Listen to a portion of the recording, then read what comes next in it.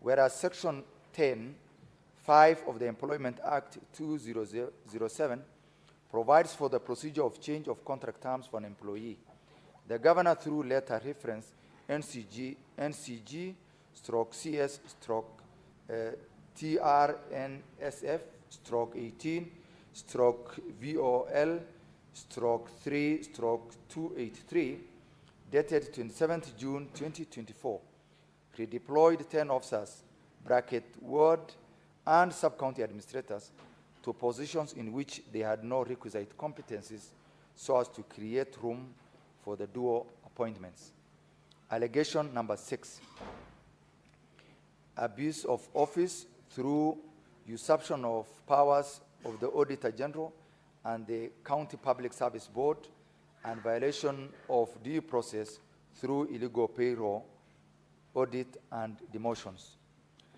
Whereas Article 47 of the Constitution and the Fair Administrative Action Act 2015 enshrine the right to fair administrative action and due process, whereas Article 229 4A4 provides that within 6 months after the end of each financial year, the Auditor General shall audit and report, in respect of that financial year, the accounts of the national and county governments, whereas Section 59A of the County Governments Act 2012 provides that the county public service shall A, be independent and shall not be subject to the direction or control of any other person or authority. And whereas Section 59F and Section 61G of the County Governments Act 2012 vest the power to exercise the disciplinary control over and to remove persons holding in the county public service squarely in the County Public Service Board, whereas Section 35 of the Audit Act 2015 provides for the procedure and manner of auditing public entities. 1.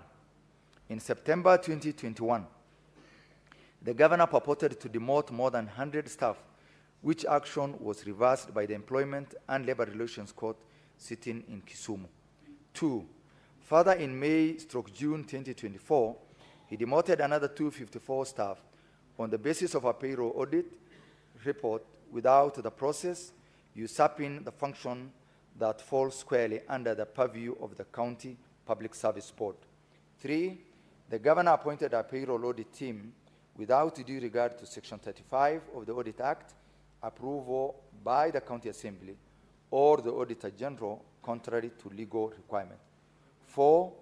Human resource payroll relates to use public funds and can only be audited as envisaged by Article 229 of the Constitution.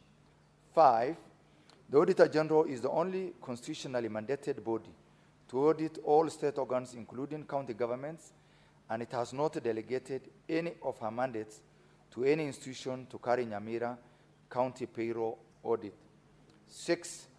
The action of the governor to carry county payroll audit without proper authorization or delegation is a straight usurpation of the constitutional mandate of the Auditor General, and therefore in violation of Article 229 of the Constitution of Kenya 2010.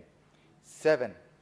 Article 226(3) of the Constitution states that the accounts of all governments and state organs shall be audited by the Auditor General. The action of the governor to carry out county payroll audit without a proper authorization of the Office of the Auditor General is in contravention of the Constitution. 8. Article 229(1) of the Constitution creates the independent office of the Auditor General, and Article 229(4) of the Constitution cuts what the auditor ought to undertake. The action of the governor to carry county payroll audit without a proper authorization of the Office of the Auditor General and without the knowledge of the office undermines the independence of a constitutional office and is in contravention of the Constitution. 9. Article 229(5) of the Constitution states that the Auditor General has the liberty to audit and report on the accounts of any entity that is funded from public funds. Section 34 of the Public Audit Act 2015 provides for periodic audits to be undertaken by the Auditor General at his or her own initiative or upon request by an entity. The Auditor General has audited Nyamira County. There are audit reports, and there is no explanation whether the county government found existing audit report inadequate. The Governor have not requested the Auditor General to carry out any audit. The Governor have not requested for the County Assembly of Nyamira to sanction the Auditor General to undertake any audit. 10. Section 23 of the Public Audit Act 2015 provides for outsourcing of audit services, while Section 24 of the Public Audit Act 2015 provides for engagement of services of technical experts or consultants and professionals in fulfillment of Article 2296 of the Constitution, which states the principal purpose of the audit is to confirm whether or not public money has been applied lawfully and in an effective way. The Auditor General did not establish the firm that did the county payroll audit. 11, an audit is a process that follows cardinal guidelines which the purported auditors of the county executive payroll did not follow before coming up with a purported payroll audit report. Section 31 of the Public Audit Act 2015 provides how the process of the audit shall be undertaken. 12. Section 36 of the Public Audit Act 2015 provides that the audit report is submitted to Parliament or County Assembly for tabling and debate. How the county payroll audit report, which was not done by or authorized by Auditor General, will be placed to Parliament or the County Assembly for debate and consideration has not explained. 13. Section 37 of the Public Audit Act 2015 provides for the forensic audits upon request by Parliament or county assemblies to establish fraud, corruption, or financial improprieties in state organs and public entities. The audit report is then placed to Parliament or the county assembly for debate and consideration where appropriate resolutions and actions to be taken emanate. 14. The Governor, therefore, usurped the constitutional mandate of the Auditor General, which he arrogated himself to initiate payroll audit without authorization. 15. The County Public Service Board, in their submissions in county appeals matter before the Public Service Commission through the respondent's reply to appeal in paragraphs 12, 13, and 20, affirmed that the Governor singularly commissioned the payroll audit, including appointment of an ad hoc committee that will digest the findings of the audit. 16. The County Public Service Board, CPSB, in a communication dated 15 January 2025, reversed the Governor's purported demotions, explicitly implying or approval, confirming the usurpation of the board's mandate. 17. The County Executive Committee, sitting in September 2025, resolved that it was aggrieved by the CPSB's reversal and will be appealing against this decision, fully aware that it has no provision for appealing. An advisory from the county attorney affirmed this is an advisory to the Chief Officer, Public Service Management. This further demonstrates a governor that is hell-bent in usurping the role of the CPSB. 18. The governor's actions bypassed the established legal framework for personnel management, denying the affected staff due process and leading to demoralization and disruption of service delivery. 19. The governor's decision to personally initiate and execute disciplinary action, demotions, based on an irregular audit without reference to constitutionally mandated CPSB or following due process is a clear and unconstitutional usurpation of power and violation of staff members' fundamental rights. 20. The governor's intention to appeal the decision of the CPSB was in any case an act in futility, as the decisions of the County Public Service Board are deemed to be made for and on behalf of the county government. 21. Additionally, the County Assembly, while considering a report of the Sectoral Committee on Public Service Management on staff progression, passed resolutions that included, among others, 1, the reinstatement of demoted officers to their rightful job groups and payment of their full money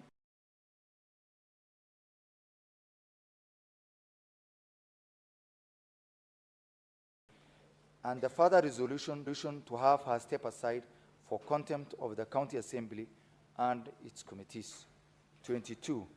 The governor has to date failed to enforce resolution number 2 above, and equally failed to implement the resolutions of the County Assembly in this report.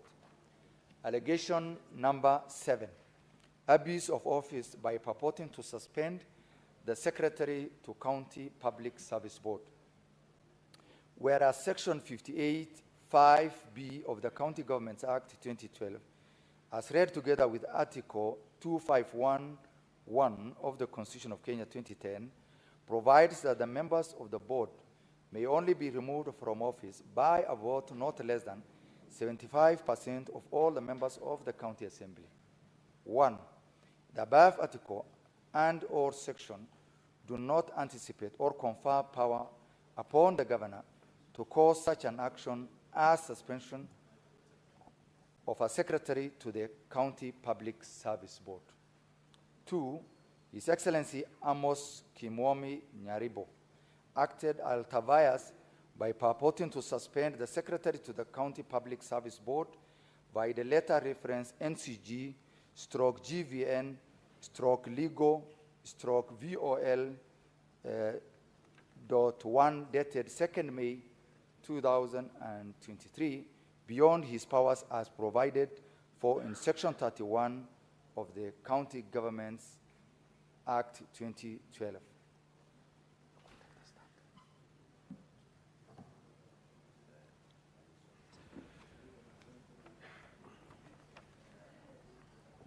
You may proceed, Clerk. Honorable Amos Kimwomi Nyaribo, how do you plead to the 2 grounds, guilty or not guilty? Ground 1. Not guilty. Ground 2. Not guilty. Now, the plea having been taken, we will move to hear opening statements from both teams unless there are preliminary matters that the parties would wish to raise. If there are no preliminary matters, we shall move to opening statements, starting with the County Assembly. Yes, Counsel for Governor. Thank you, Mr. Speaker, sir, and honorable distinguished senators. My name is Elias Mutuma, representing the governor in this matter. Mr. Speaker, sir, you will recall that on 1st of December, we did formally raise a preliminary objection dated 29th of November 2025, which is seeking to have the proceedings before the Senate terminated in a summary manner before proceeding for full trial. Mr. Speaker, sir, I will be arguing this main PO with your leave, and my learned friend, Mr. Atemo, will also raise 2 applications at the end of my presentation. Honorable Senators, the preliminary objection before you is the one dated 29th November 2025. So, Counsel for Governor. Yes, sir, Mr. Speaker, sir. You were to indicate that you're going to raise a preliminary objection so that I give time indication. Most obliged. Thank you. Now, if you look at the Rule 14 of the Rules of Procedure in schedule, in the 3rd schedule, we have 30 minutes to conclude matters of a preliminary nature. I will therefore give you 20 minutes to argue your preliminary objection. I will give the County Assembly 20 minutes to respond and 5 minutes to make your rebuttal, so that we then, the Senate can deal with that. You may now proceed. Thank you for that guidance, Mr. Speaker, sir. And my your apologies. time's just running from now. Thank you.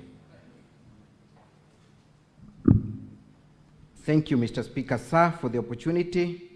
Like indicated earlier, we have raised a PO, the one dated 29th of November 2025, and contains in the governor's documents at Volume 1.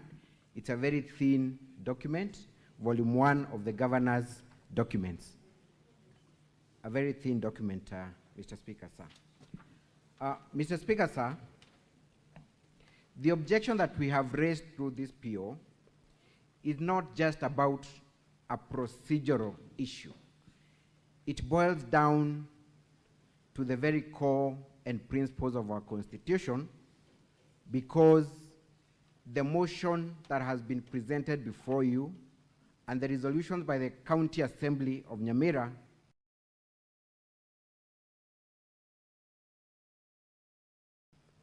do not meet the legal threshold. Honorable Senators, you will have no doubt in your mind that the motion before you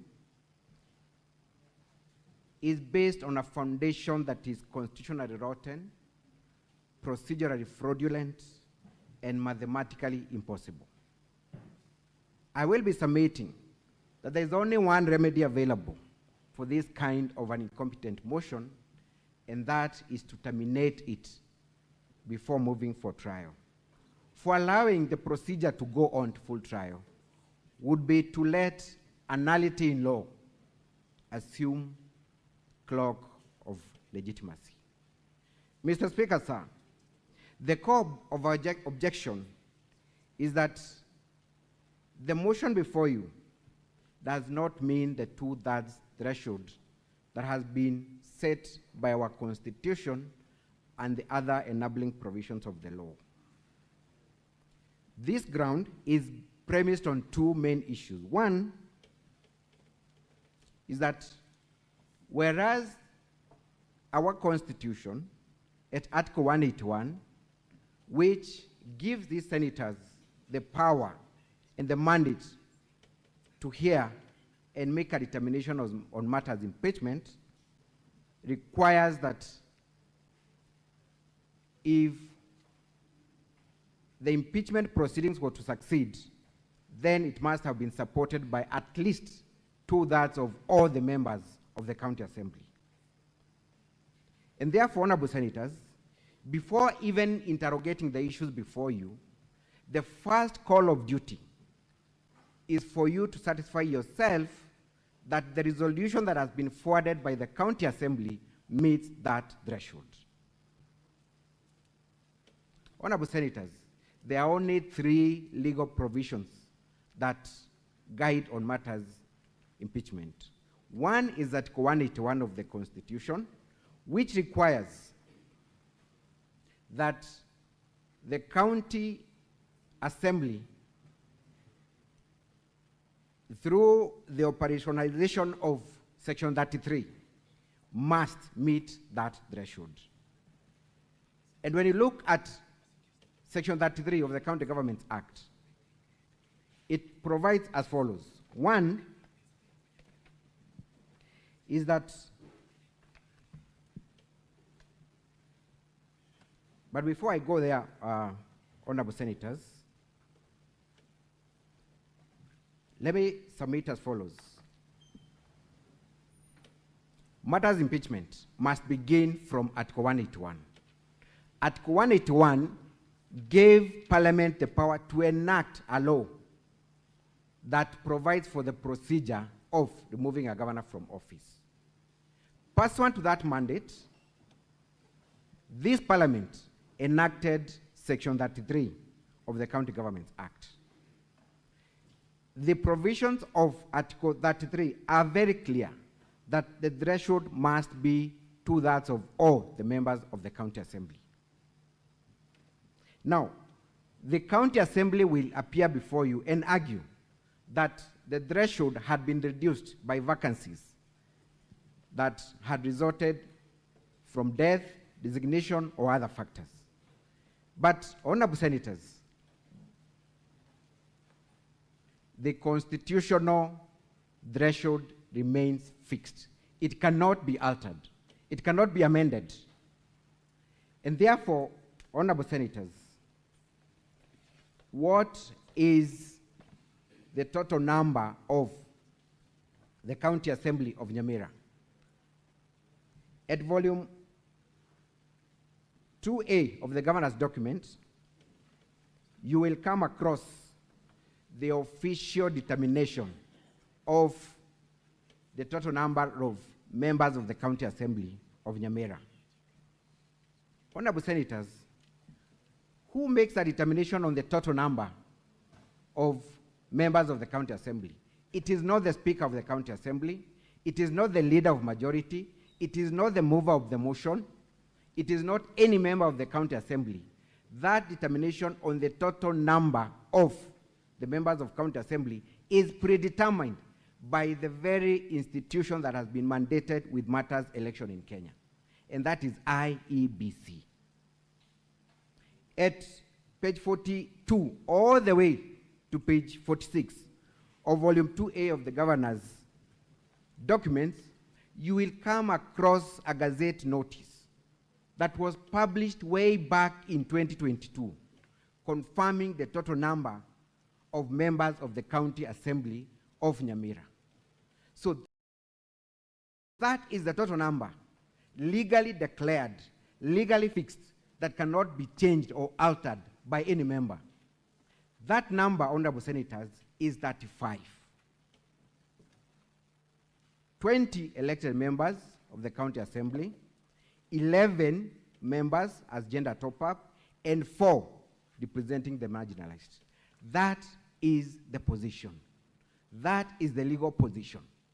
It has never changed at any given moment. So we have no doubt in our minds that the County Assembly of Nyamira has a total of 35 members of the County Assembly. That number cannot be reduced by interpretation, by innovation, or by improvising of any member. So, having that in mind then, honorable senators, what is the 2/3 of 35?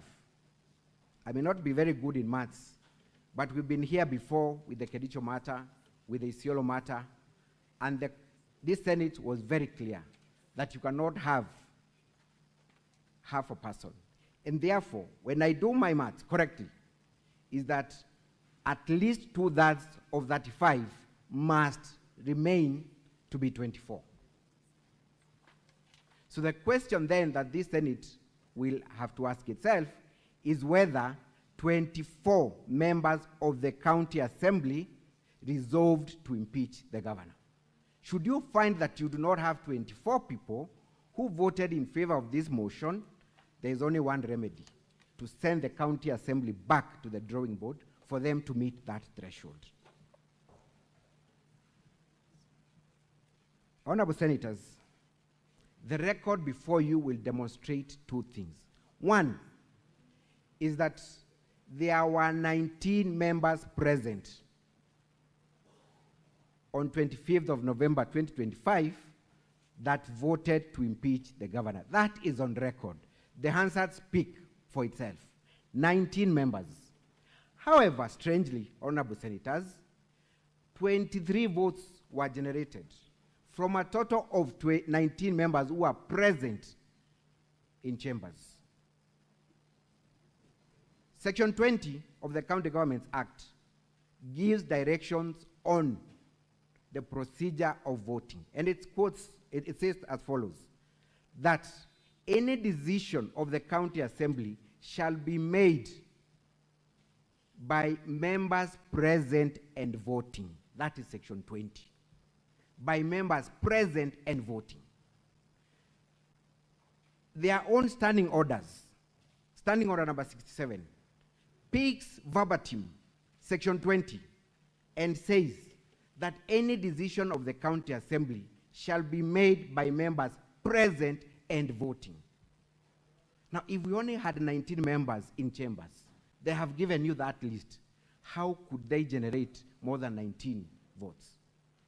Honorable Senators, it's a joke of the year. I may not be good in maths, but I'm sure that a total of 19 will never generate 23. On that ground alone, Honorable Senators, this is a flawed motion. It cannot be entertained. I know my learned friends will come here and try to persuade you to proceed to full trial to make a determination. The question is, what will you be calling witnesses to confirm or to adduce evidence on? Their own numbers confirm that they had 19 people, but 23 votes were cast. And what is the explanation they are giving? That there was voting by proxy. I went looking through our constitution, the County Governments Act, their own standing orders. There is nothing that is known as proxy voting. So what is this concept that is being introduced? Voting by proxy. Honorable Senators, the mandate of a legislator in a county assembly or in Senate such as this is delegated by Mwananchi. You cannot delegate that mandate further by giving someone else that mandate to vote on your behalf. They will produce letters that, incidentally, Honorable Senators, and this is very important, those letters were never tabled on 25th of November 2025 before the floor of the county assembly.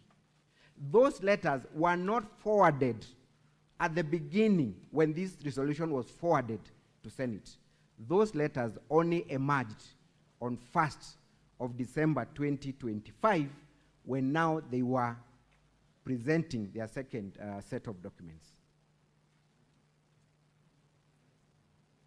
Honorable Senators, what is this voting by proxy? Section 20, and I repeat because this is very important, it says, unless otherwise provided by the Constitution, written law, or any other law, voting shall be by members present and voting. Decisions shall be by members present and voting. I dare the county assembly to give us evidence of where voting by proxy has been provided elsewhere, either in the Constitution, the County Government Act, or their own standing orders. There is none. So where the law is clear on the procedure, you cannot innovate, you cannot improvise, you cannot interpret it to suit your illegal intentions. But assuming for a moment, Honorable Senators, that even voting by proxy is allowed, was there then voting by proxy? Before you, Honorable Senators, are affidavits by the 4 members that are said to have given instructions to vote. One of them in her affidavit that she is not even in Kenya. She is in Kansas, United States of America. On the very day, she had not seen the motion, she had not read the contents, she had no idea that this was happening. Yet someone purports to have gotten instruction on her behalf to vote. We have Julius Obonyo, we have Elijah Sagwe, Priscilla Nachichi. They have all sworn affidavits stating that they were in Mombasa on 25th when this motion was being passed. They have sworn under oath that they did not give anyone instructions to vote on their behalf, assuming even proxy voting was allowed. This is a clear case of not just fraudulent misrepresentation and forgery, but it's an issue that this Senate should take seriously and recommend criminal charges against the perpetrators of this heinous act. There was a reason why the enactors of our Constitution demanded that decision must be made by members present and voting. Your own standing orders, Honorable Senators, and I've been here before. There are 2 ways of being present and voting. Either you're physically present in chambers where bars are drawn, or you appear virtually. And even as you appear virtually, I'm here. the Speaker must confirm that it is this person who is a non-register of this legislator of this House that is voting virtually. The Speaker goes further to confirm that you are actually properly dressed in a parliamentary way. So it's not that automatic that you'll be allowed to vote even virtually. How then would a letter suffice? This motion, honorable senators, cannot be allowed to proceed to the next level. Doing so would be to legitimize a process that is fraud, a process that is meant to thwart the will of the people through their elected representatives. And luckily, honorable senators, this is not the first time this is happening. I was here months ago. My learned friend, Katwa Kigen, was here representing the governor.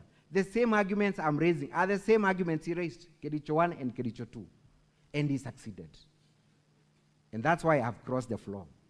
I am surprised that my learned friend is on the other side. I do not know what he'll be telling you. When the very submissions he raised are the very submissions I'm raising today. Honorable senators, you do not need to call witnesses. My learned friend Katwa Kigen brought 18 witnesses here in the Kericho matter. How cumbersome was it? That thing ought to have been ended at the preliminary. I dare submit. Do the same today. You did it in Kericho 1, you did it in Isiolo. These are not proceedings that can be allowed to go to the next level.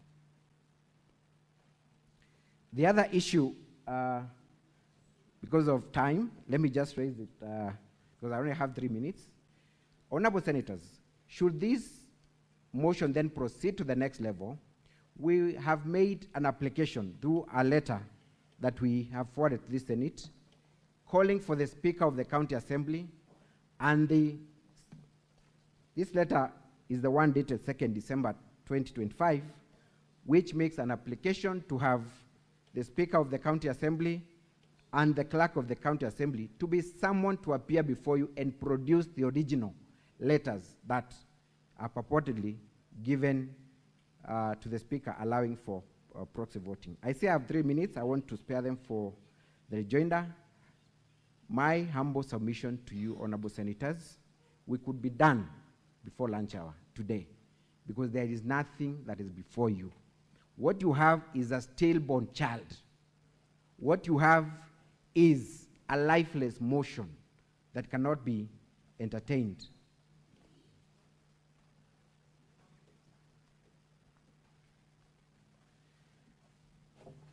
Honorable senators, unless you have any questions for me, I beg to submit that these senators have other crucial businesses to attend to other than attending to a stillbirth motion.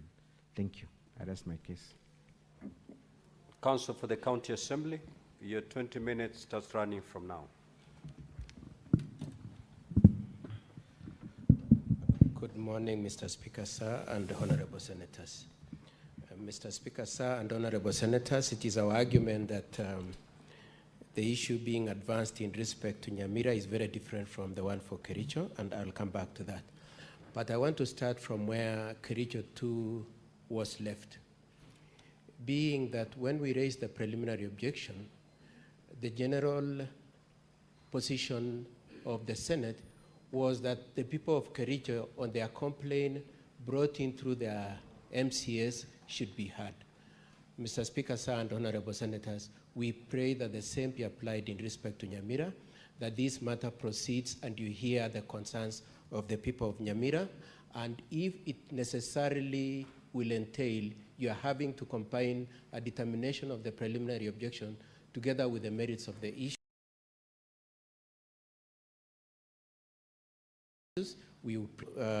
Mr. Speaker, sir, and honorable senators, my learned friend's argument on the preliminary objection was that probably we could just agree on the bottom lines. The first bottom line is we agree that in the year that were sitting or were supposed to sit in Nyamira County. However, as at November 2025, there were only 32. With that, and says, that you should determine the 2/3 based on the figures determined by IBC. And for purposes of advancing that argument, they brought in volume 2 at page 42, at page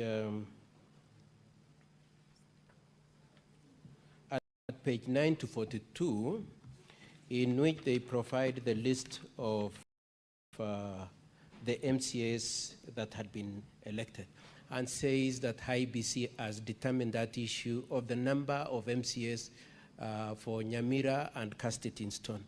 And I would like to read the phrase used by IBC on that issue. The IBC said that the IBC declares, page 9, that page 9, volume 2A,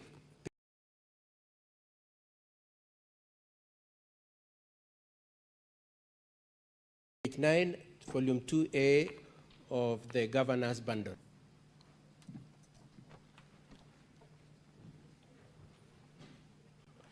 It states that, I'll just read the last 3 lines, honorable senators. It says that IBC declares that the persons whose names,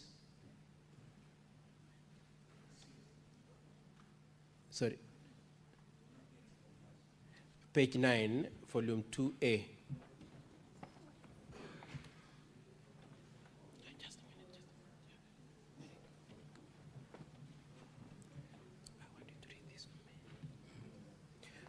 me. Honorable senators, if we have found it, I will kindly read this. That page 9, that is where the declaration of the results are set out. Just read it. Honorable senators, it reads, IEBC declares that the persons whose names are listed in the schedule here under were elected as members of the various county assemblies.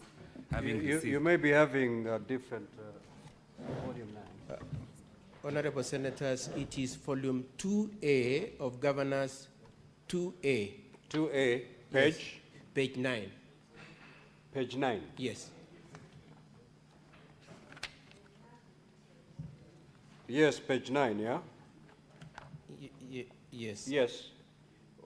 It is titled The Constitution of Kenya. The Yes. Independent. Yes. Thank you, Mr. Speaker. You may proceed. Okay. Mr. Speaker, it reads that the IEBC declares that the persons whose names are listed in the schedule here under were elected as members of the various county assemblies, having received the majority of the votes cast in the election held on 9th August 2022 and complied with the provisions of the Elections Act 2011 and the Constitution. Thank you very much. Mr. Speaker, sir, our argument then is that the IEBC was not saying that is the limit and the absolute number of the members that were at that time or at any time to sit in the County Assembly of Nyamira. The specific issue of the County Assembly of Nyamira is captured at page 42, where the numbers are set out, and then thereafter the top-up figures are provided for.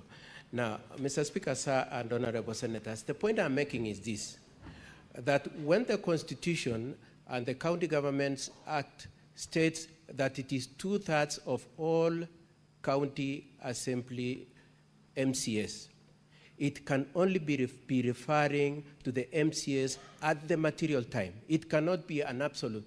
That if, for instance, you have 10 people died or the election have been nullified, then the county assembly cannot function, or that if you have somebody who is misconducting himself, like in this case, the MCA's case in respect to the governor, then you cannot do anything. And Mr. Speaker, sir, and honorable senators, I just pray that you juxtapose that argument with the fact that in Kenya we had for a very long time a lack of IBC. Is it the case then, or will the senators then take the proposition that where we have limitation in the process of filling up the positions in the county assembly, then no activity should go on? Secondly, the county assembly over time has been passing appropriation bills, has been making legislations. If you were to hold that the 2/3 must be out of the 35, the ideal 35, are you then saying that all the legislations that have been passed, all the appropriation bills that have been passed, were all null and void? It is our argument that the intention of the Constitution and the County Governments Act is that it's 2/3 of the people who were there at the material time. Now, I should probably just explain and account for the 3 that brought the shortfall from 35 to 32. The first one was one Honorable Thaddeus Nyaboro, who was elevated to be a speaker and resigned, and his replacement was done on 1st of December. The MCA replacing him was done on 1st of December. The next MCA who left the scene was one Elijah Osiemo, who passed on in August 2023, and the third one is Doris Kiboso of Nyasiongo Ward, whose election was nullified. And therefore, the County Assembly of Nyamira has been conducting their affairs using the 2/3 of the MCAs that remained. So it is my argument, Honorable Senators and Mr. Speaker, sir, that you do agree with us that the use of the word all, both in the Constitution and in the County Governments Act, was contemplating and expecting the use of the people in office, short of which it would mean that the county assemblies, and probably the Senate for that matter, and probably the National Assembly, cannot conduct some affairs until when vacancies arise in the body of the membership. It is also our argument, Mr. Speaker, sir, that to the extent to which it will be necessary to determine whether it was intended that 2/3 is an absolute figure from the total number of the elected MCAs, number one. Number two, whether the IBC's notice is to be treated as an absolute, as casting the total in stone.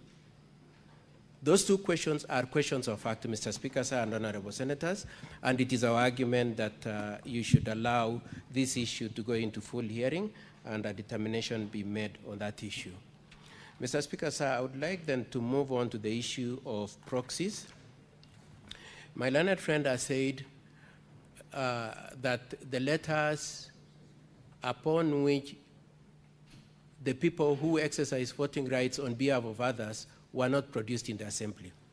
Mr. Speaker, sir, in our disclosure, in our documents, we've shown the letters by which the powers were delegated to some individuals to vote on behalf of others. Now, my learned friend's argument was that you should take it for a fact that indeed those letters were not at the Assembly. It is my argument, Mr. Speaker, sir, and Honorable Senators, that to the extent that you will need to determine whether indeed those letters were there is a question of fact, and therefore we should go to full trial. Secondly, Mr. Speaker, sir, my learned friend has argued extensively saying there is no provision for use of proxies. Mr. Speaker, sir, and Honorable Senators, I pray that right away you take judicial notice of the fact that you yourself, as a Senate Assembly, use proxies. And therefore, to the extent that the Senate uses proxies as a means of determining its affairs, it be treated that use of proxies is a normal process of legislative processes, and therefore the fact that it has been used in Nyamira is not necessarily wrong, considering that it has been used in this. And Mr. Speaker, sir, I would just want to invite you to the fact that the Nyamira County Assembly has previously used the proxies, and we would like to have an opportunity to adduce evidence to that effect when we come to the full hearing. Mr. Speaker,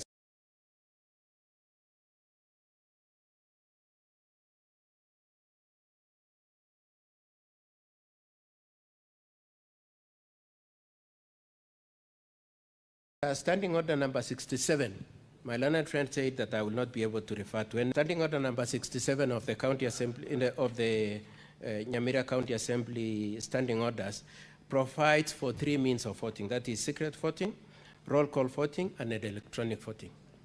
Now, roll call voting and electronic voting is extensively described in the standing orders. The secret ballot voting system is not extensively explained in the standing orders. And that therefore leaves room for the Speaker to use standing order number 1 and give guidance. In the specific case of this voting, which is the subject of the impeachment that has been placed before you for determination, the issue of the use of the proxy was presented to the Speaker. The Speaker was invited to the fact that some people have sent authorities authorizing and giving proxies powers to vote on their behalf. Those documents were produced, therein they answered. And Mr. Speaker, sir, the Speaker of the County Assembly, in exercise of his authority under Standing Order number 1, authorized the use of the proxies. And therefore, Mr. Speaker, sir, it is our argument that that process was, use of the proxy was properly considered, evaluated, and determined, and that it is properly allowed by Standing Order number 1 and Standing Order number 67.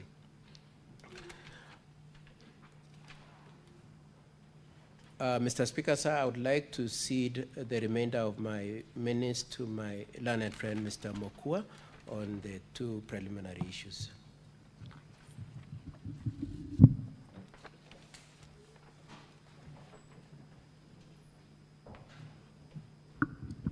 Thank you, Mr. Speaker, sir, and honorable senators. For record purposes, my name is Mr. Mukwandobi. Mr. Speaker, sir, in determining this preliminary objection by the governor's side, we urge this Senate to be guided by the elements of a preliminary objection as espoused in the most celebrated case of Mukisa Biscuit. Mr. Speaker, you will agree with us that this particular preliminary objection fails all the 3 tests that were set out in that very old case. First of all, Mr. Speaker, sir, a preliminary objection is supposed to be purely on a question of law. Mr. Speaker, wherever there are questions of facts to be interrogated, then a preliminary objection ought to fail, as is the case before the Senate. Mr. Speaker, there is a contestation as to the exact number of the MCAs in Nyamira as at 25th November 2025, when this impeachment motion was taken. On the governor's side, they are contending that the MCAs in Nyamira were 35 in number. On the Assembly side, we are contending that the total number of MCAs were 32 in number. Therefore, Mr. Speaker, there is a contested question of fact, even on the baseline, on the total number of MCAs that were present in Nyamira County Assembly, as that 20 preliminary objection does not meet the second element in the Mukisa Biscuit, is that a preliminary objection is raised and argued on the assumption that all the facts that have been raised by the other side are correct. Mr. Speaker, the governor has filed an affidavit together with his witnesses. This therefore means he is contesting the factual issues that have been raised by the county assembly. To that extent, Mr. Speaker, the matter has to go for full trial so that the senators can make their own independent determination on the factual issues that are being contested.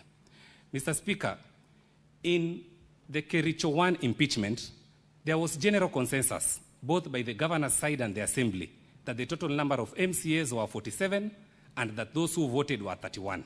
So what was left for the Senate was to determine the threshold, whether it is 31 or 32. And that impeachment collapsed at that juncture.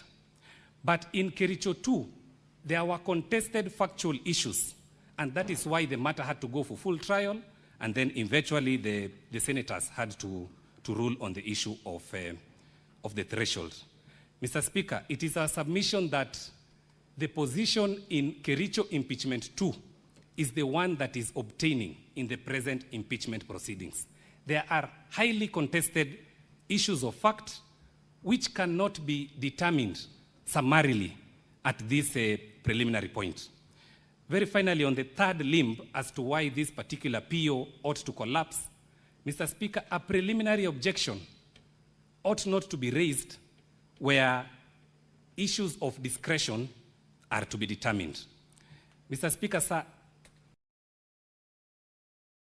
the Nyamira County Assembly standing orders, especially standing order number 1, vests power upon the Speaker to exercise discretion and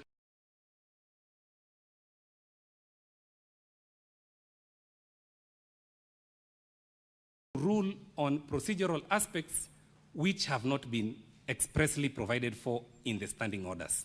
To this extent, Mr. Speaker, to the extent that the governor's side is challenging the Speaker's exercise of his discretion to allow voting by proxy, the preliminary objection ought to collapse on that ground. Mr. Speaker, counsel for the governor has indicated that these particular 4 MCAs never delegated their power to vote. On our end, it is our case that they did delegate. Sincerely speaking, Mr. Speaker, at this juncture, how can a tribunal or a Senate sitting at this juncture, how can it believe the governor's side and fail to believe our side merely because you are being told affidavits have been filed? Mr. Speaker, if we are allowed to proceed for full trial, we will bring for you a phone where this particular one of the MCAs did send a letter on WhatsApp. We will provide the phone in its original form. We will also provide email correspondence by these particular MCAs who are alleging that they never allowed to be voted for by way of proxy. Mr. Speaker, under the doctrine of silence of laws, where an act of parliament is silent on a particular item, then generally that particular act of parliament does not provide for a certain action, and at the same time, it does not prohibit a certain action. To the extent that the Nyamira County Assembly standing orders are silent on the aspect of proxy voting, they do not prohibit and neither they do not provide for. So the general provision of law is that act of parliament is silent on any particular item, that particular action is allowed. It is therefore our case, Mr. Speaker, that voting by proxy is allowed under the Nyamira County Assembly standing orders. Very finally, Mr. Speaker, a calculation of 2/3 of 32 translates to 71.875. It is our case that the 2/3 threshold was not just met, it was in fact surpassed. This, Mr. Speaker, we can only demonstrate once we proceed for full trial. On the second limb, Mr. Speaker, of the issue of summoning the clerk and the Speaker of the Nyamira County Assembly, we pray if our colleague can drop that particular request. We do undertake to avail one witness, the one who was given the 4 documents. He will avail the documents, he will also avail his mobile phone, and he will also avail the email to which this particular document was sent to him. Mr. Speaker, sir, we do pray that you dismiss this particular preliminary objection, allow this matter to proceed for full trial so that the whole world can be able to see the atrocities that have been committed on the people of Nyamira County by His Excellency the Governor, Amos Kimomi Nyaribo. Mr. Speaker, sir, we humbly pray that you dismiss this preliminary objection in the alternative, determine on the PO as their first issue. We humbly submit. Thank you.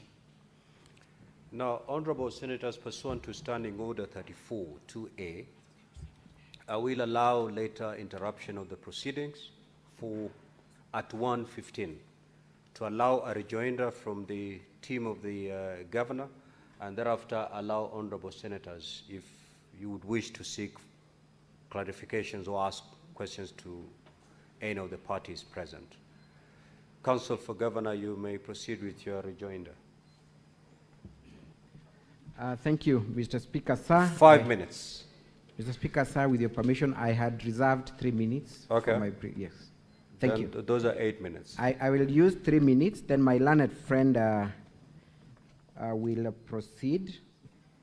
Mr. Speaker, sir, pleadings in respect of this impeachment were closed on 1st of December 2025. All parties were required to file their respective document as at close of business on 1st of December 2025. There has been no attempt by the County Assembly to respond by way of affidavits, controverting the affidavits that are on record by the 4 MCAs. None. They had that opportunity, they did not do it. And therefore, in respect of that piece of evidence, it is uncontroverted. That is the position. That is a fact that has been admitted because they had the opportunity to file their own affidavits to respond to this issue. They have not. And therefore, we are squarely within the. Secondly, and lastly, Learned Council has sought to seek refuge, understanding order number 1 of the County Assembly of Kericho. Let me remind him what the Constitution states at Article 181, that Parliament shall enact legislation providing for the procedure of removal of a county governor on any of the grounds specified in Clause 1. Pursuant to that power, this House enacted, which, in case Learned Council has not read, states as follows: except as otherwise provided by this Constitution, this Act, the County Governments Act, or in any other legislation, any question proposed for decision by the County Assembly shall be determined by a majority of the members of the County Assembly present and voting. Can you be present in absentia? It's an oxymoron. When he runs and seeks refuge at standing order number 1, standing procedure, therefore the Speaker cannot run and innovate when there is a clear provision of the law. Thank you, my learned friend.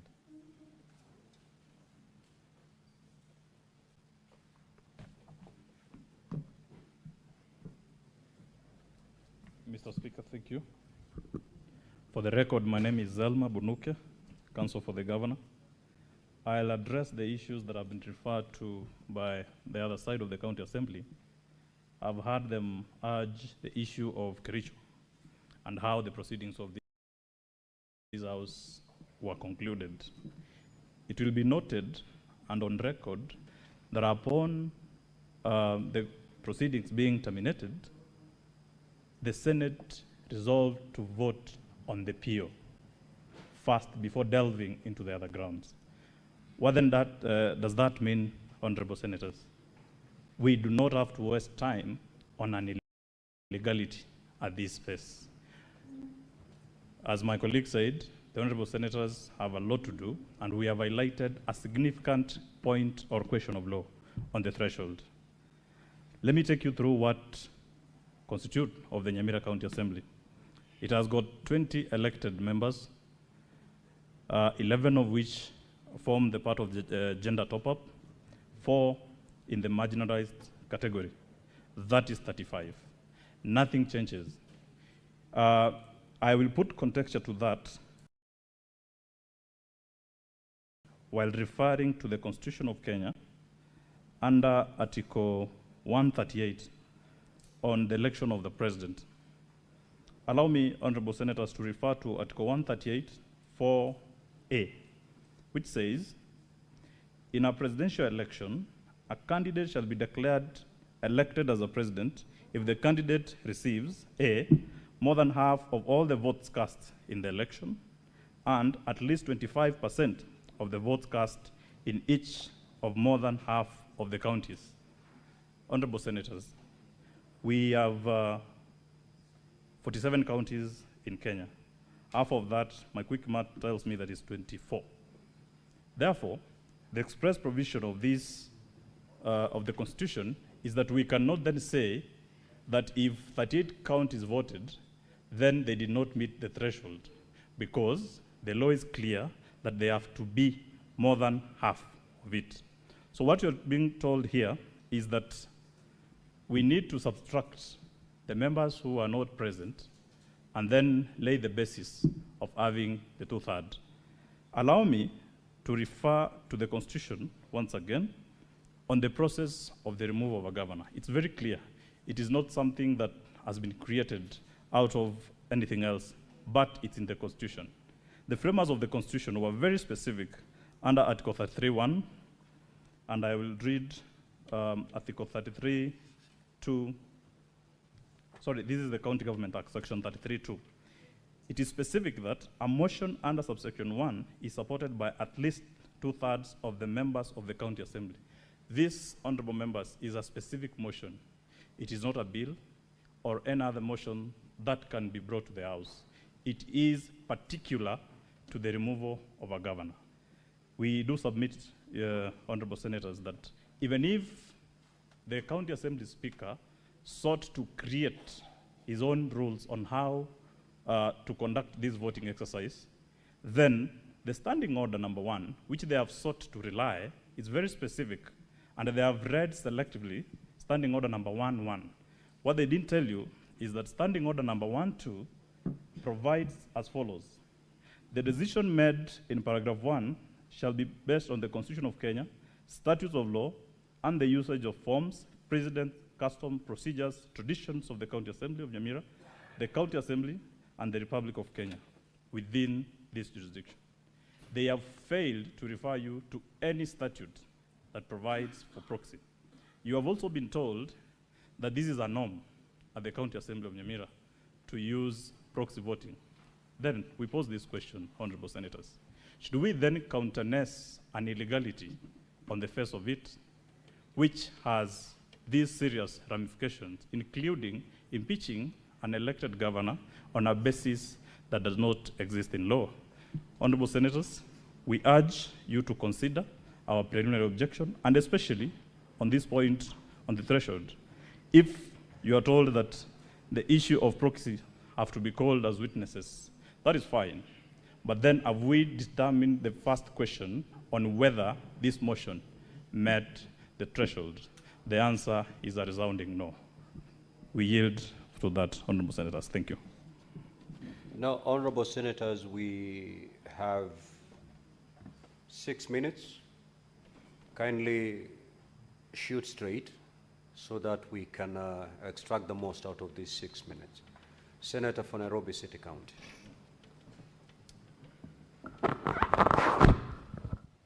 Honorable Speaker, very interesting arguments have been made about membership, and I want to seek clarification from Council, especially Council for the Governor. On the question of membership, you have stated very well what Section 33(2) speaks about, that motion has to be supported by 2/3 of all the members of the Assembly. I want you to tie that to the provisions of Article 103(1)(a) on vacation of office. Upon the death of somebody, can that person be still referred to as a member of the Assembly for purposes of determination of membership? And therefore, Speaker, there is a very interesting point that was raised by Council for the Assembly. For instance, Speaker, if by catastrophe we have 35 members in the Assembly, 15 of them are in a bus, and the bus plunges into a river and they are no longer members of the Assembly.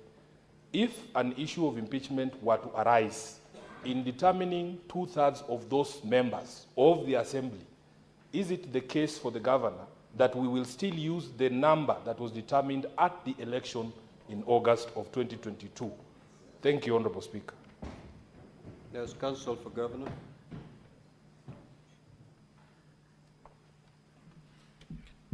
Thank you, Mr. Speaker, sir, and thank you, Senator for Nairobi, for that question.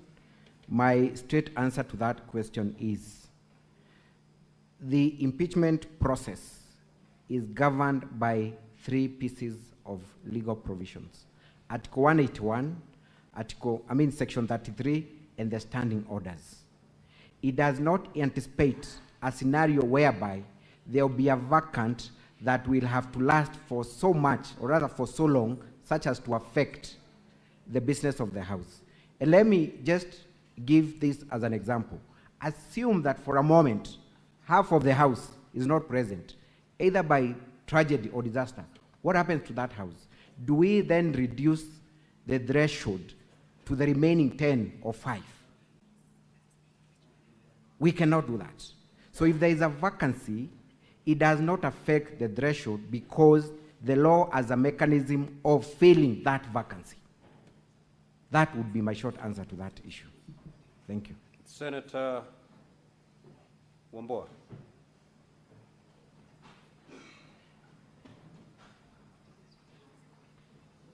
Mr. Speaker, I have a similar question, but this time to the Counsel for the Assembly, Katwa Keegan.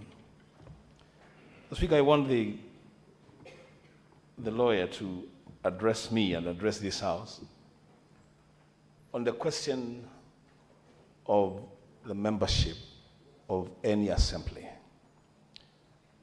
At what point does that membership determine? Does it determine immediately after elections and after political parties have had an opportunity to discharge the obligation to nominate members? Or is it a moving target? Is it one number today, a different number tomorrow, a different number next week? At what point does this number determine? I thank you, Chair. The Counsel for the County Assembly. Thank you, Mr. Speaker, sir. It is the direct answer to the question from us is that it is a moving target. The reality of it is that at every given time, the representation has to continue. Various activities have to be done.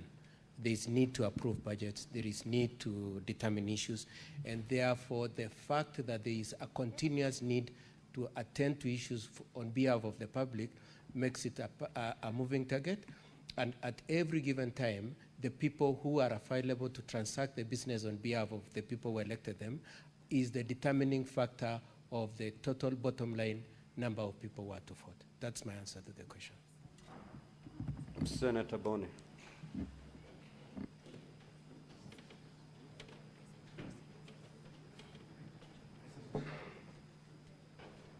Mr. Speaker, I'm convinced by what the Counsel for the Governor Mutuma has said, that voting by proxy, you can't find it anywhere in the standing orders of the County Assembly or anywhere else. And yet, this is going to guide us to decide on your PO, Mr. Mutuma. Don't you think reading standing order in its entirety, we should give the County Assembly an opportunity to demonstrate to the House that the Speaker proceeded under standing order number 1 of the County Assembly, allowed by proxy, and maybe he did so because of some usage, some tradition that preceded that decision. Don't you think we should allow this to proceed so that we hear evidence to make a decision instead of just condemning them? No, you are wrong. Counsel for Governor, you have a few seconds to respond. Thank you, Senator Boni Halwale. An argument based on points of law or the interpretation of law cannot be a factual issue. It is based on legal arguments. They had that opportunity to submit, and that's why this Senate directed us to prepare written submissions and bring them before this House. That is why they've been given 20 minutes to demonstrate to you through legal arguments how the Speaker can rely on standing order number 1. There is no witness who is coming to testify on a question of law. It is purely an interpretation issue which does not require evidential interrogation. The purpose of going through a trial, honorable senators, is for you to look at the facts, to cross-examine the witnesses on their version of factual issues, and then render a decision of fact. questions of Council law. for Governor, time Thank is you. up. Thank you. Now, Thank you, Mr. Honorable Speaker. Senators, I will be giving my ruling at 2:30 on this particular matter. All right. Now, Honorable Senators, it is now 1:15 p.m., time to adjourn the Senate. The Senate, therefore, stands adjourned until later today, Wednesday, 3rd of December 2025, at 2:30 p.m.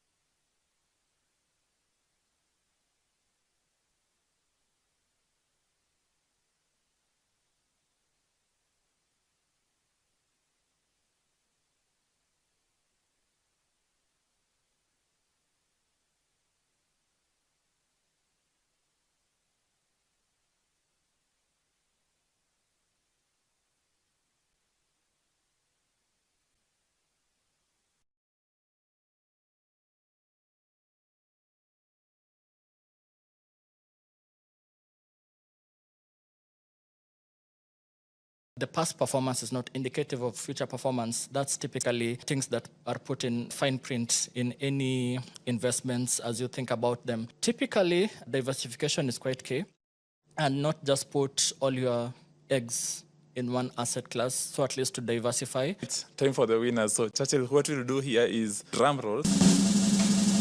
At fifth position with an 8.2% return, if you're in properties and you're selling a property. In the fourth spot, we have commercial bank fixed deposits. For bronze, we had treasury bills. We have our money market funds right around second position. So finally, moving it to the first place where we all hope to be, drum rolls.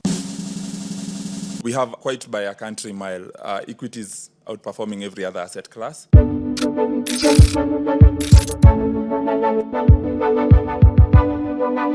Hello. Welcome to another episode of Make Money, the podcast. And as you can tell, it's December, and always a good time to look back onto the year. And as always, remember, this is Make Money, the podcast, the show where we not only tell, but also show you what's happening to your money and what could happen. Being December and being in the Christmas mood, it's a good time to look back and see where investors made their money in 2025. And I'm happy to have an economist, a guest of the show before, who will guide us through that process. And before I introduce the guest, of course, I will just set some context here. What we saw largely in 2025 was a move away, or a change in terms of the pace of returns, where we saw the low-risk assets delivering a much lower return as the Central Bank of Kenya began cutting interest rates. And at this point, I'll plug in the guest for this week, Mr. Churchill Ogutu. Welcome to the podcast. Thank you. And what a year it has been. Now we're in December. I pick up the conversation from just what context I was trying to set, being that we saw the Central Bank of Kenya continue its pivot from a tight monetary policy environment, basically high interest rates, to a low interest rate environment. And what we did see, of course, is returns on those low-risk assets starts to come down. So be it your money market funds, be it your treasury bonds, and that then reduces the opportunity cost for investing in these types of assets, pushing investors again to take more risk. And we saw equities also rising. So that for me is a summary of 2025. What for you would you say would summarize for you 2025 from a returns perspective? You've nailed it based on the diversification, what you're seeing from low-risk assets moving up the high-risk assets, so to speak. But if you take a step back and look at the macroeconomic environment underlying even some of the policy moves that you saw over the course of this year, we're looking at the growth. So far, we've seen the numbers for the first 2 quarters slightly higher than where we were the first 2 quarters of last year, average of close to 5%. Last year was around 4.7%. Just shows that, okay, there's some slight improvement in terms of the growth prospects. I've seen that inflation was relatively stable, and also we've seen the stability of the shilling. I mean, it's been the discourse over the last couple of months, and it's been at the fore that the stability in the shilling. And if you think about the returns, and if you consider that we also have foreign investors coming to look at some of the investments in the country, there's the element of the return in terms of the performance of the underlying assets, and also there's the foreign exchange aspects to factor in. So from the perspective that there's been some stability in the shillings. It removes the FX component, so they're just looking at the return in terms of the underlying assets. The other thing also in terms of the environment that you've seen, the external sector, it's because of the stability in the shilling and because of some of the issues that underpin the external sector. It has also, in a way, brought some stability in terms of the industries or the firms that rely in the external sector, either in terms of the finished products or in terms of the intermediary products that they have to input in parts of their production. So that has been a stabilizing factor for some of those firms. On the fiscal side, albeit you can say that there's been some risk, but I think one of the sticky points this time round in terms of what typically plays out on the taxation policies, unlike what we've seen the last financial years, at least this time there wasn't that aggressive push. And that in itself brought some level of stability in terms of the taxation policies, even in the underlying firms, how they think about taxation policies or the unpredictability about that. So this time around, we didn't have a sense that there was that aggressive push, which in that now sort of reduced the unpredictability, even within the business environment. So on the back of that, so there's been a shift away from the low-risk assets and moving up the asset classes, so to speak. We'll be looking at the top 5 places where investors made their money in 2025 a little later, towards the end. But coming back to that shift that we did see from low-risk assets to a bit moderate to higher-risk assets. The question here always comes about to someone looking at this and wondering, do they just see, because the shift is happening, do they also follow the same way? And case in point, we had a discussion much earlier within the season about the low-risk return falling and what people should do. Naturally, do you just gravitate the same way as other market players, institutional investors, and more professional investors are doing? Or what do you do for someone who would come to you and say, hey, Churchill, the MMFs are no longer giving me what they are giving me in, say, November 2024 or June 2024? Do you just gravitate the same way that the risk environment has changed here? And does it also mean you naturally pivot? If you look at the context as to how money market funds, the MMFs, were favored, we are coming at a point whereby there's a bit of some uncertainty. People who are now starting to think of where do we at least pack some money in case things go belly up in the foreseeable future. The money market funds made sense, and also on the back of the high interest rate regime. So it was easy now to put your money or to park your money, essentially because money market funds is the easiest way that you can start having a pulse to investors. And you're speaking about the retail investors, so that's the easiest route for them to start investing. Money market funds, even looking at the minimum in terms of investing size, as low as 500 shillings. So that's been quite easy. But then again, if you take a step back, yes, we know about the asset classes. We know that there's cash and near cash instruments, so that's where the money market funds come in. We also have other funds that are there. We also have, in terms of the assets, we have now the fixed income. And that's the treasury bonds to a large extent also. You can think of treasury bills, but that's pretty much like a cash and near cash instruments. We have fixed deposits also within that range of the low risk assets. And then on the extreme of that, we have now the equities, which has been quite volatile. This is now the asset allocation. From an asset allocation, you think about it this way. But also we can look at it differently in terms of the factor allocation. And by that I mean factors such as interest rates, growth, say inflation, for instance, which also determine how investors are able to pick which asset classes. For instance, you've seen the interest rates because of the policies by the central bank. As of last year in August, they have been reducing the policy rate from 13% right now, around 9% thereabout. Because of that, we've seen that the treasury bills has come lower. And as a result of that, we are seeing also the money market funds, because typically money market funds invest in cash and near cash instruments, so the treasury bills, the fixed deposit rate. So all the returns in the segments, the short-term securities, have been dragged lower by this single move by the Central Bank of Kenya by lowering the interest rates. But if you look at it the other side, on equity side, you can think about even the prospects in the banking sector, because typically banking sector is an interest rate play. So you can think about even in terms of the business case to be made, businesses that the banks can now start lending to the real sector. We've seen even the private sector credit growth coming from a negative 2.9% beginning of this year. As of September, the latest data we have at 5%. So it's gone higher. So that is the proximate cause of the lowering in the interest rate. And also, if you think about how people look at stocks, because if you think about how to price stocks or the valuation of stocks, it's now looking at future cash flows and now discounting at the present. But now, what rate do you use to discount at the present? Looking at typically where the 10-year is. Comparing the 10-year yield a year ago compared to right now, it has come lower. So that means that you're looking at prospects of higher valuations because you're discounting this future cash flows, assuming everything else is held constant, but now on lower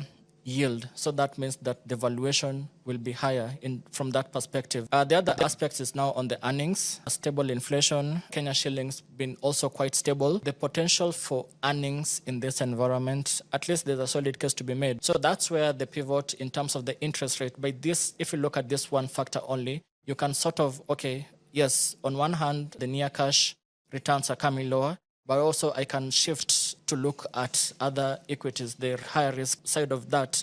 That's one perspective of that. The other thing, obviously, that you can look at is now the GDP, another factor. Growth prospects at least starting to look brighter as compared to where we were. Look at the Purchasing Managers Index. The numbers basically showing private sector sentiment has turned from where it was contraction and now looking at more expansion. So that shows that typically the first line of defense in terms of people would start looking at the signaling. They look at the PMIs as one of the prospects, leading indicators, so to speak, of how the growth will be. So as it starts showing this kind of positive numbers, it heralds even growth GDP should be slightly higher than it was, and ultimately even the earnings potential in terms of the real sector. And that's where equities come into play. From that, I think away from the asset allocation, asset looking at it, that, okay, it's just from an asset perspective, but also from the factor perspective, there's a case to be made from the shift that you've seen from the low-risk assets higher up to the riskier assets where equities has a significant play.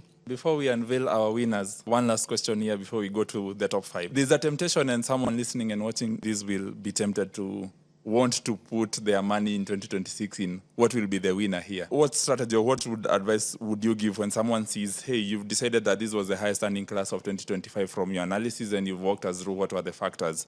There's a temptation to just dump all your money in the winner for the previous year and then, things happen in the next year. What would be the advice when you're looking at the winners and deciding where to place your money for the next cycle? To our viewers, this is episode 12 of Make Money.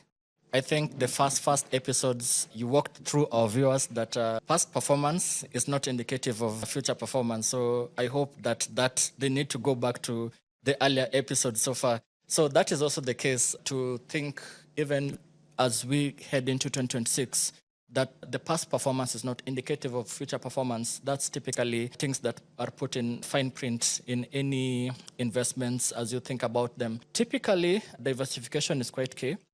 And not just put all your eggs in one asset class, so at least to diversify. Typically, we have this 60-40. It's like a rule of thumb, 60-40 portfolio, whereby 60% of your portfolio in stocks and 40% of your portfolio in fixed income. May not necessarily work for everyone. If you think about it, people who are either senior citizens or closer to retirement, they may not have a significant part of their portfolio in stocks. Now they move towards the low risk, the fixed income, because of the safer appeal that is there with fixed income assets.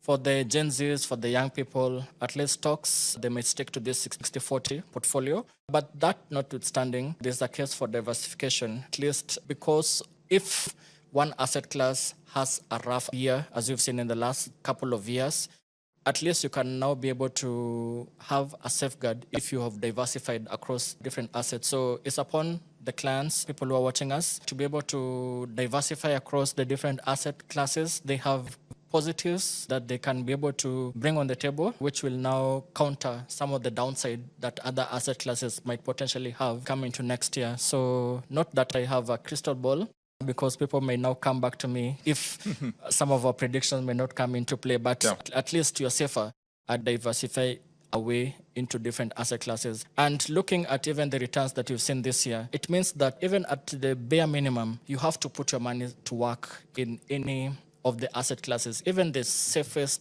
asset classes, the low-risk asset classes, has a solid case as compared to putting your money under the bus and under the mattress. So there's a case of investing. And I think also people normally try to tend to compare with the inflation in the sense that, okay, they might look at inflation. For instance, the inflation in the month of October was around 4.9%. And then the thing that people now misunderstood is now to say, okay, put money in a place where it will beat that inflation. But remember, the inflation for October is backward-looking. Investing, we are forward-looking. So no one will tell us, or no one has that crystal glass to tell us in December 2026, like 12 months from now, where inflation will be, to be able to see probably this asset class beat inflation, because you don't have that foresight.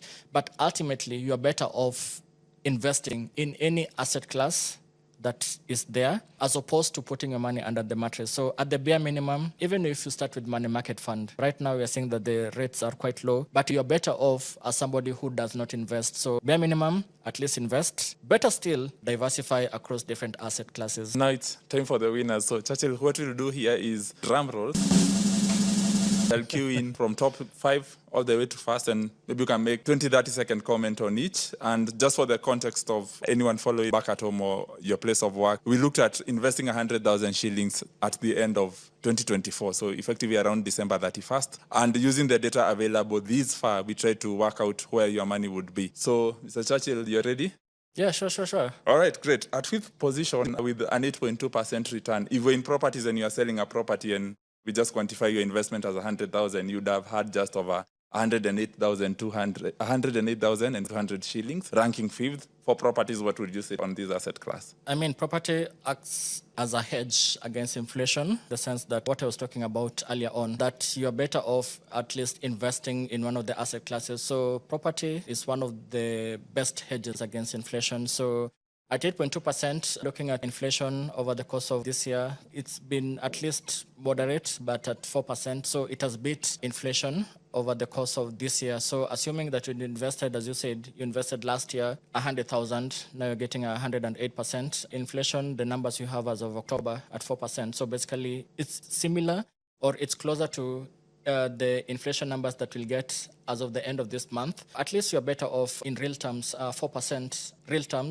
terms. So you have managed to at least cushion yourself against the inflation that has been there in the course of this year. In the 4th spot, we have commercial bank fixed deposits. And here we had a return of around 10.45%, meaning an investment of 100,000 shillings back into that account in December 31st would roughly earn you just over 110,000, closer to 110,500 shillings. Your take on fixed deposits and where they stand now? It has come lower. And if you think about fixed deposits, are banks, as they try to mobilize their deposits, so they get fixed deposits as a way of assuring their deposits. And from deposits, they are able now to lend the money to clients. And so what we've seen over the course of this year, because of the fact that the interest rates has come lower, so that means that even the lending rates by banks, holding everything else constant, has come lower because of that. And justifiably, we've seen also deposit rates have come lower, because it doesn't make sense for banks to be sitting on high deposits, whereas on the lending rate, it has come lower. So that speaks to the 10% that you've seen on the fixed deposits. But if you had compared this a year ago, we'd be looking at around 12%, 15% thereabout on fixed deposits. But that notwithstanding, at least there's some decent returns even on these lower assets, fixed deposits, over the course of this year.